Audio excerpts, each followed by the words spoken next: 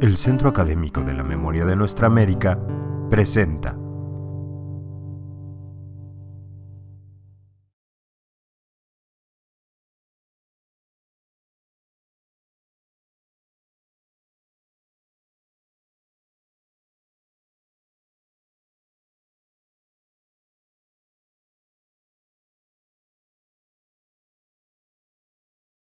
Muy bien, pues agradezco mucho la invitación que me hicieron para este Seminario Internacional de Archivos y Memoria y Lucha Social, y además el compartir esta mesa con estos compañeros. Sí, de repente yo ya me sentía un poco solo con el tema que voy a presentar, pero me parece que tenemos mucha coincidencia en ello, y eso me alegra mucho porque nos da, sería el objetivo principal que yo estoy manejando para esta intervención, que bueno, tiene que ver con que especialistas, archivistas, historiadores, investigadores en general, pero también la sociedad civil, tengamos esta discusión en cuanto al acceso a la información de esto que estamos comentando, ¿no? Y justamente estamos en tiempos donde la información como un derecho fundamental es imprescindible, ¿no? Las instituciones públicas, públicas y privadas que resguardan repositorios históricos, ¿no? En ese sentido, sí, tal como una muestra de voluntad institucional, pues vale echar un vistazo tanto al artículo 6 de la Constitución Política de los Estados Unidos Mexicanos como al artículo 5 de la Constitución Política de la Ciudad de México para ver por dónde andamos, ¿no? Como para irle calando. Los acervos históricos, incluyendo toda esta cuestión de los documentales, los fotográficos, las mapotecas, los archivos sonoros y entre muchos otros, sí, son fuentes de la memoria documental que nos ayudan a revisar esta cuestión de la identidad, ¿no? Pues como tal representan unos escaparates históricos donde es posible generar mucho diálogo entre este presente y el pasado y viceversa, ¿no? Traernos ese pasado al presente y donde también se fomentaría todo este intercambio de las ideas para provocar, ¿sí? Siempre reflexiones, preguntas, indagaciones, conocimientos, ¿sí? Y a veces también para conseguir respuestas, también algunas de esas respuestas que pueden resultar incómodas y polémicas para este tipo de cuestiones, ¿no? De ahí que todas las personas que trabajemos en los archivos, principalmente en esta parte de los archivos históricos, pues estamos obligados básicamente a garantizar el acceso a la información. Pero tampoco debemos perder de vista que todo eso representa uno más de los capítulos fundamentales de la democracia en nuestro país, ¿no? De ahí que se concibió el día 28, en nuestro próximo 28 de septiembre, como el Día Internacional del Derecho a la Información, y donde también en este acervo histórico diplomático hacemos constante énfasis, ¿sí? Para darle, conmemorando esta fecha y la trascendencia de su significado para el bien de la sociedad. Y bueno, haciendo un poco de historia también en cuanto a esta cuestión que ya también mis compañeros en la mesa han abordado, pues también me gustaría comentar esta parte, ¿no? Cabe mencionar que a principios, ¿no?, del siglo XXI, con esa creación de la FEMOSP, la famosa FEMOSP, Fiscalía Especial para Movimientos Sociales y Políticos del Pasado, pues se pensaba, ¿no?, que en materia de acceso a la información había la posibilidad de llevar a cabo avances considerables en esta parte. Y pues en ese contexto que todavía no surgía la ley de transparencia, por supuesto tampoco el IFAI, aunque bueno, vio la luz un poco de tiempo después. Hoy nos podemos hacer la pregunta, ¿cuál fue el resultado? Tal vez podríamos esperar, y tratándose de un gobierno en ese momento, un gobierno de alternancia, lo más evidente era suponer una orientación política tendiente a confrontar de una o de otra forma a los regímenes antecedentes, sí, con el asunto del acceso a la información. En consecuencia, se efectuó toda una interesante revisión acerca de la temática de las violaciones de los derechos humanos, los crímenes de lesa humanidad, sí que se habían cometido en la llamada, en México, en la llamada Guerra Sucia, y el acceso a la información. En otro orden también, haciendo este pequeño recorrido, para entrar al tema que nos compete, sí, más contemporáneo, además derivado de las instrucciones de la presidencia de nuestro país en este acuerdo, en donde se establecen las diversas acciones para la transferencia de documentos históricos que se encuentran relacionados con violaciones de los derechos y las persecuciones políticas y sociales. Es obligado poner énfasis en esta discusión muy objetivamente a través de las ideas, las propuestas que vayan surgiendo en esta temática y materializar de este gran logro que se tiene con este acuerdo, ¿sí? Para difundir la verdad de los hechos que en su momento aquellos gobiernos del pasado era normal la represión de las libertades, las desapariciones forzadas y la intimidación con las acciones represivas. En ese contexto, en ese sentido, es imprescindible que en estos tiempos de luz de la perspectiva internacional de este derecho a la información, logremos en su totalidad el compromiso de la apertura de los archivos relacionados con este tipo de temática, ¿sí? Para en las diferentes entidades o dependencias gubernamentales, para que tengamos mayor conocimiento y podamos llevar a cabo conclusiones, ¿sí? más sobre este tema, ¿no? Ya en lo que tiene que ver con la situación en el Archivo Histórico General Estrada, que ya la doctora Moreno de alguna forma ya también nos comentó en una de sus intervenciones, sí, vale la pena destacar cómo es el tema de los datos personales aquí en este acervo. Por un lado, ¿sí? Constantemente recibimos solicitudes de acceso a la información vía la unidad de transparencia de la Secretaría. Y por otro lado, también se reciben constantemente solicitudes de investigadores, de académicos, de estudiantes, principalmente para que obtener esa autorización de consulta de expedientes que ya se encuentran en el archivo histórico por la temporalidad también en la cual estamos comentando, ¿no?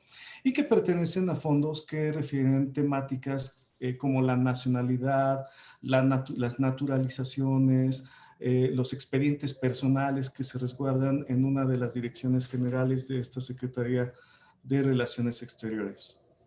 Sin embargo, también aquí tenemos diversos inconvenientes. Si bien los archivos históricos, como bien ya hemos visto desde el artículo 36, 38 de la Ley General de Archivos, obligan, ¿sí? Estos archivos históricos son de acceso público, ¿sí? Y obligan a la protección de los datos personales, como nos dice estas leyes.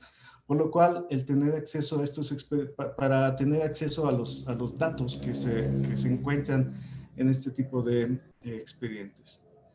Desde aquí se orienta a los solicitantes a que a que hagan esa solicitud a través de la página electrónica de la Unidad de Transparencia, con el fin de que esta entidad pues, haga del conocimiento a los solicitantes cuáles son los requisitos para tener acceso a estos documentos. Por otra parte, algunos de los solicitantes, investigadores que requieren consultar expedientes que contienen estos datos personales, pero no pueden acreditar que cuentan con la autorización de los titulares, ¿sí? O ellos no son personas que les pertenezca esa información. como lo señala el artículo 117 de la Ley General de Transparencia y Acceso a la Información Pública, y cito esa parte de la ley, que dice: para que los sujetos obligados puedan permitir el acceso a la información confidencial, requieren obtener el consentimiento de los particulares titulares de la información. Cierro la cita. Sin embargo, en ese mismo artículo hay un fragmento que señala que, y cito, no se requerirá del consentimiento del titular de la información confidencial cuando, uno, la información se encuentre en registros públicos o fuentes de acceso público. Cierro la cita. En este caso, el archivo histórico, siendo una fuente de acceso público que cuenta con los registros públicos también, y por lo que ingresar a todos los expedientes, por lo cual se puede ingresar a todos los expedientes que están bajo el resguardo, debería ser de libre paso, ¿sí? Digamos de libre paso. Sin embargo, esta misma ley también señala en su artículo 113 que se considera confidencial, ¿sí? Toda esa información que contiene datos personales concernientes a una persona física identificada o identificable. Pero lo que sigue, ¿sí? A mi punto de vista, es de lo más significativo a destacar, y dice también esta ley: la información confidencial no estará sujeta a temporalidad alguna. Esto es tremendo y lo vamos a ir comentando. No estará sujeta a temporalidad alguna, y solo podrán tener acceso a ella los titulares de la misma, sus representantes y los servidores públicos facultados para ella. En ese sentido, sí, y bajo lo que pareciera ser una contradicción, o lo que sí parece ser una contradicción, aun y cuando estos expedientes sean históricos de acceso público, prevalece la condición de protección de los datos personales, por lo que para poder tener acceso a estos, se debe seguir el procedimiento de solicitud de acceso a la información con el fin de que la unidad de transparencia fije los requisitos que correspondan. Por otro lado, también, y complementando el argumento, en el artículo 36, que ya también mis compañeros de la mesa 7 citaron, en este artículo 36 de la Ley General de Archivos, señala que los documentos históricos son fuente de acceso público, y si al mismo tiempo se vinculan con violaciones a los derechos humanos, no deben ser clasificados como reservados o confidenciales. Sin embargo, si fuese el caso de que posean datos personales sensibles, estos deberán concentrarse por el plazo de los 70 años que ya se ha estado comentando. Aunque en ese sentido también es imprescindible revisar el comentario en la Ley General de Archivos comentada. El profesor Javier Guerrero comenta acerca de ello, y él dice, cito: este artículo contribuye a delinear la política pública para la documentación de valor histórico. En primer lugar, se asienta el carácter público de los archivos históricos y, por ende, de la documentación en ellos resguardada. Ello en sí representa ya un avance de importancia en el tratamiento de documentación, pues desaparece el concepto de histórico reservado o histórico confidencial que señalaba la abrogada Ley Federal de Archivos. Eso es lo que nos comenta el profesor, sugiriendo entonces que en cuanto a los archivos sean transferidos a la sección histórica, cito también, estarán disponibles de inmediato en su carácter de fuente de acceso público, sin más limitantes que las que garanticen su adecuada conservación. Eso es lo que él señala. No obstante, también se comenta, el comentarista es bien cuidadoso en advertir los datos personales sensibles y la posible restricción de los 70 años de la concentración. De entrada, toda esta situación es causa de muchas complicaciones desde el punto de vista de lo académico, principalmente desde esta perspectiva de lo histórico. Pues este tipo de información aparece en un porcentaje, ojo con esto, porque aparece en un porcentaje bastante significativo en todos los archivos de nuestro país y de muchos países, ¿no? Por esta razón, considero, con esto que también se ha estado compartiendo, me parece que es bien importante crear una amalgama, o si se quiere también, o establecer una vinculación entre lo académico, lo jurídico, también la historia, la archivística, y que permita destrabar estas partes que sí nos tienen hasta ahora bien atorado, bien asegurada esa cuestión. O en su caso también percibir las discrepancias entre los conceptos que refieren los documentos históricos señalados, por un lado en el artículo 36 de la Ley de Archivos y por otro en el artículo 113 de la Ley Federal de Transparencia y Acceso a la Información Pública. Principalmente sobre los documentos históricos y los expedientes que contengan datos personales. Lo cual esto daría pie a analizar y discutir objetivamente esta situación con el propósito de materializar el derecho a la información en favor de la sociedad en general. Y bueno, a propósito de esta discusión, pues también tendríamos que preguntarnos efectivamente qué es lo confidencial. Y por ahí revisando un poco la Real Academia de la Lengua, nos dice que se hace, cito, que se hace o se dice en la confianza de que se mantendrá la reserva de lo hecho o lo dicho. Es aquella que se refiere a datos personales. No puede divulgarse sino el consentimiento expreso de su titular. El carácter de información confidencial es permanente y no está condicionado o limitado a plazo o término.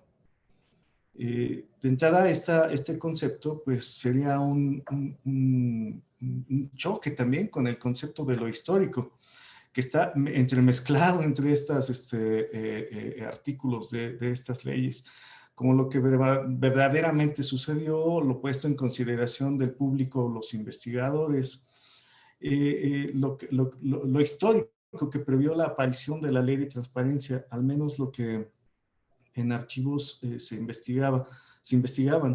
Ya había sido publicado, o lo que ya había sido publicado en libros o artículos especializados y puestos a consideración de la opinión pública.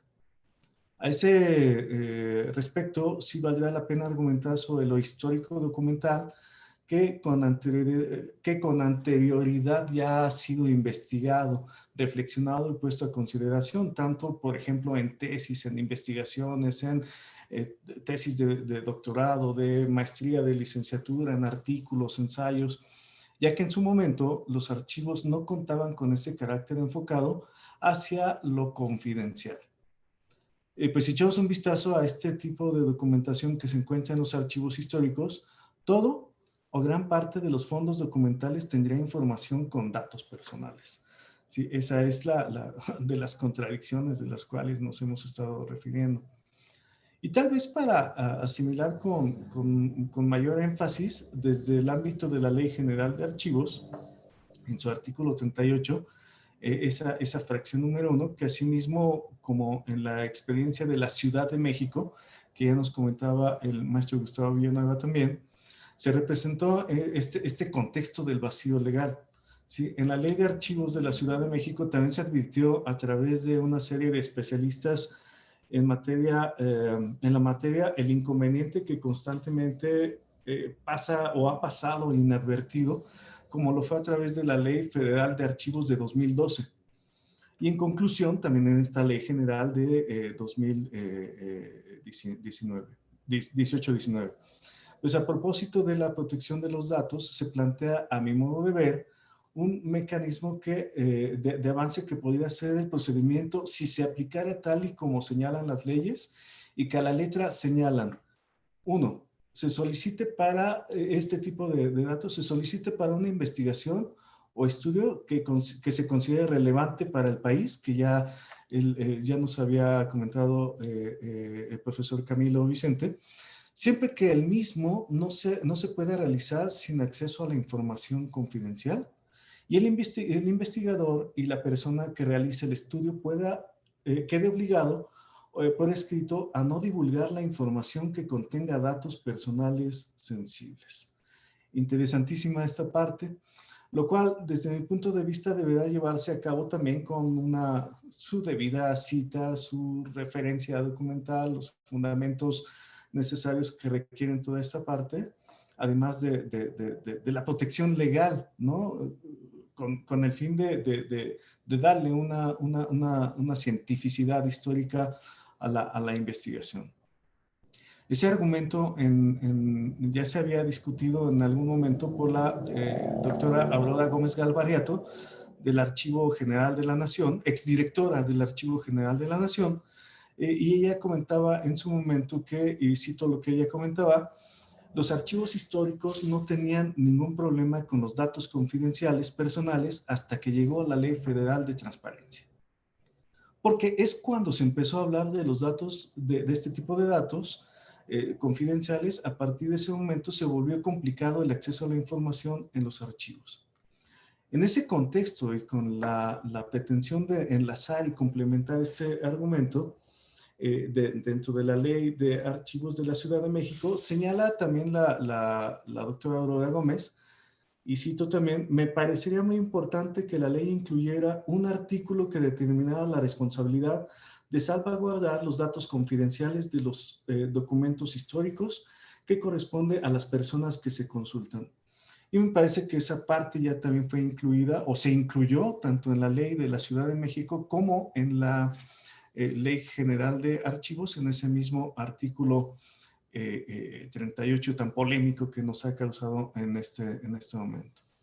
La idea de la historia será, la idea de que la historia va a ser o será la que juzgue, a mí me parece un argumento que además de innovador, estaría muy de acuerdo con ello, pues, y aquí valdría la pena en esta discusión que estamos llevando a cabo, si sería posible formar o llevar a cabo una especie de formato específico que fuera nacional o de la ciudad, con el cual se delegue la responsabilidad a quien hiciera mal uso o buen uso también de la historia por medio de este tipo de documentos y además signado para tal efecto.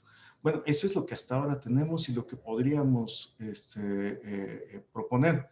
Seguramente con la participación de los especialistas en lo jurídico, acompañado de lo histórico y lo archivístico, esas consideraciones deberían redactarse y reformarse dentro de los artículos 36 y 38 de la Ley General de Archivos, porque también conviene llevar a cabo y crear un fuerte vínculo con esta Ley Federal de Transparencia, y además vincularlo con la Constitución de los Estados Unidos Mexicanos en las fracciones 1, 2 y 3 del artículo 6, lo cual además permitirá definir las líneas de manera académica para discernir esta cuestión, ¿no? De ahí que además el compromiso de pertenecer, bueno, estoy hablando ya desde mi punto de vista, de pertenecer a este gremio de los historiadores, pero por otro lado también elaborar en un archivo, como es el acervo histórico diplomático, es una parte que sí enfrenta tanto estos sentimientos académicos, políticos, ¿no?